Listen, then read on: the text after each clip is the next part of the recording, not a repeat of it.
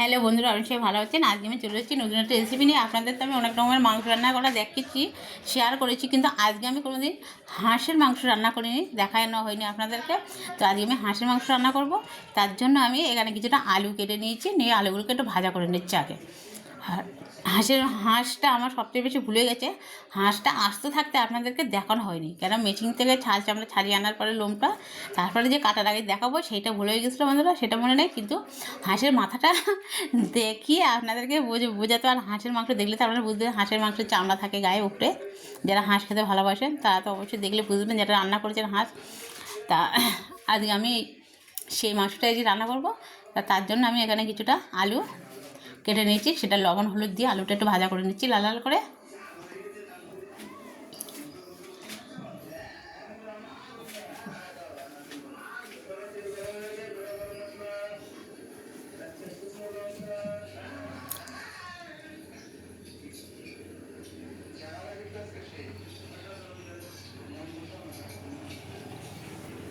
আলুগুলো ভাজা হয়ে গেছে, তুলে নিচ্ছি।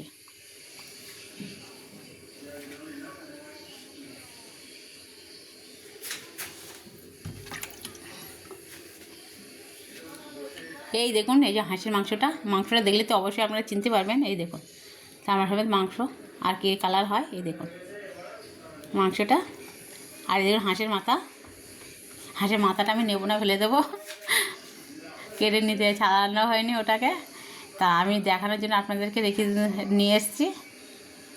আর এবারে এই যে মাংসটা, তো আজকে হাঁসের মাংসটা আমি রান্না করবো, সেটাই আপনাদের সাথে শেয়ার করছি। বারবার কিন্তু ভালো করে দেখে নিলাম, আপনারা যেন বুঝবেন না যে আমি কাটার আগে দেখানো হয়নি, সেটা আমার সবচেয়ে বড় ভুল হয়ে গেছে। আর এখানে আমি ফোড়ন দেওয়ার জন্য নিয়েছি তেজপাতা, এলাচ দানা, দালচিনি, আর নিয়েছি শুকনো লঙ্কা।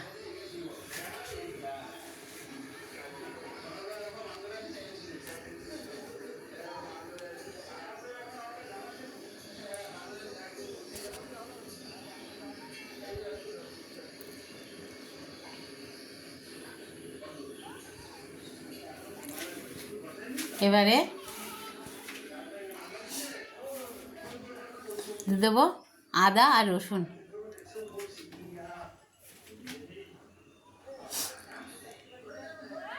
এবার সরষের তেলে রান্না করলে কিন্তু তেল যতই গরম হোক না কেন, যে কোনো জিনিস দিলে গ্যাস হয়ে ওঠে।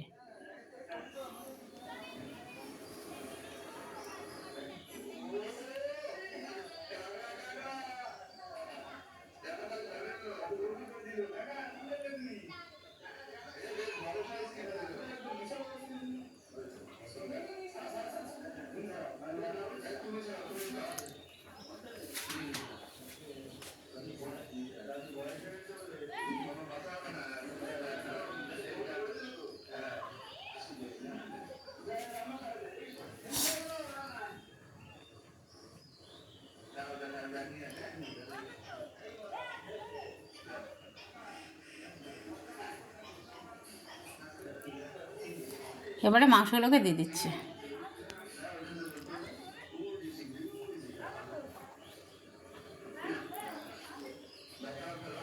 মাংসগুলো দিয়ে সুন্দর করে কষিয়ে নিতে হবে।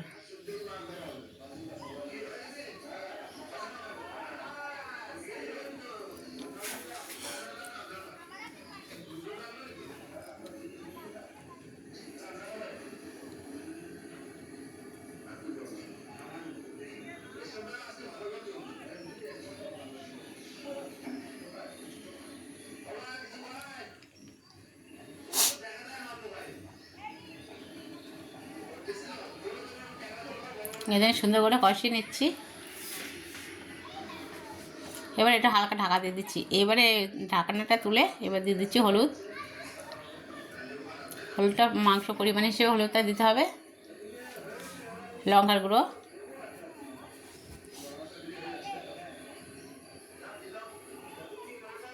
এবার দিচ্ছি লবণ,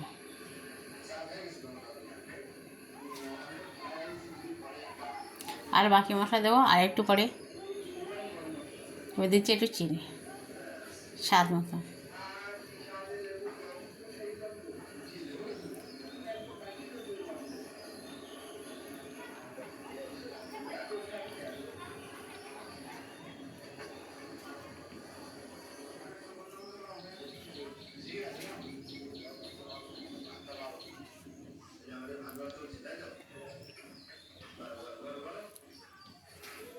এবারে আবার একটু ঢাকা দিয়ে দিচ্ছি, ঢাকা দিব আর আগলা করে করে কষাবো।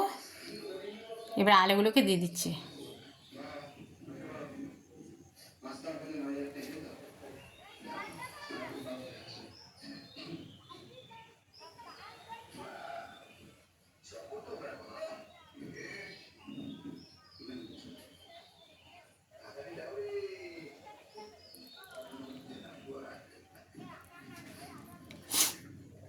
এবারে একটু ঢাকা দিচ্ছি আর একটু আগলা করে নাড়াচাড়া দিয়ে কষিয়ে নিতে হবে সুন্দর করে।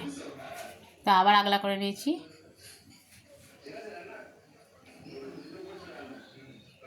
এবার দিচ্ছি জিরের গুঁড়ো, ভাবের জন্য দেখাই যাচ্ছে না। এবার দিচ্ছি ধনের গুঁড়ো,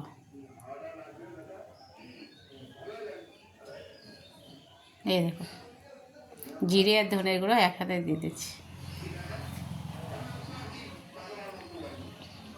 দিয়ে দিয়েছি। ভাবের জন্য কিন্তু দেখা যাচ্ছে না, ভাব উঠছে বলে।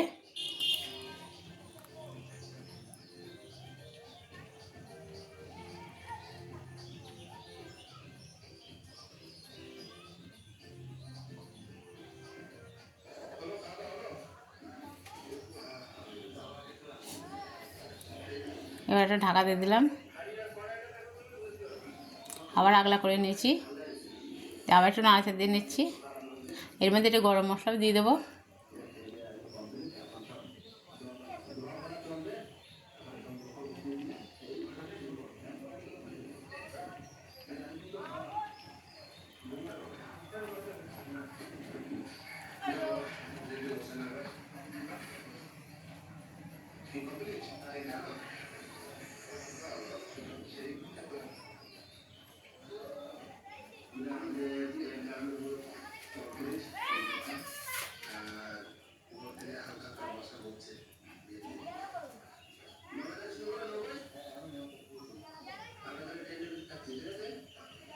আবার একটু নাড়াচাড়া দিয়ে নিচ্ছি, আগলা করছি নাড়াচাড়া দিয়ে নিচ্ছি, সেটা আপনাদেরকে তো সব দেখাচ্ছি।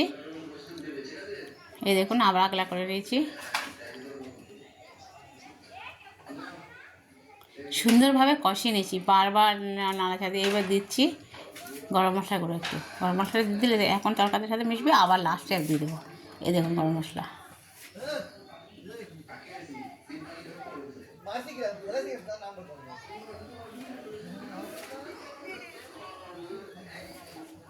দিয়ে সুন্দর করে আবার কষিয়ে নিচ্ছি।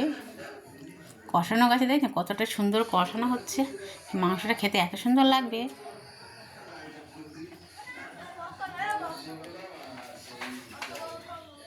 এবারে জল দিয়ে দিচ্ছি,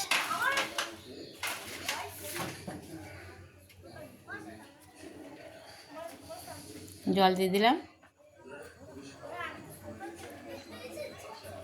মাংসটা যাতে সুন্দরভাবে সিদ্ধ হয় সেই পরিমাণে জলটা দিয়ে দিলাম। দিয়ে নাড়াচাড়া দিয়ে সবের সাথে মিশিয়ে দিলাম।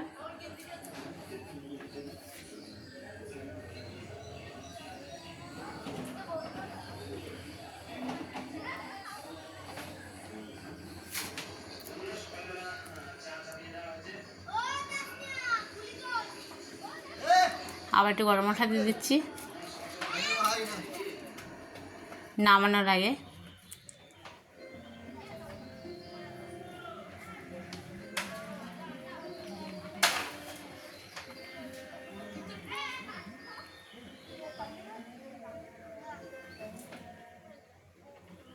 এবারে নামিয়ে নিয়েছি, দেখুন বন্ধুরা, এই যে কতটা ভালো হয়েছে, কতটা সুন্দর লাগছে দেখতে।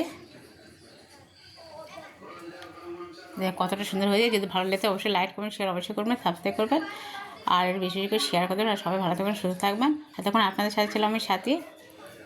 তো এই পর্যন্ত বিদায়।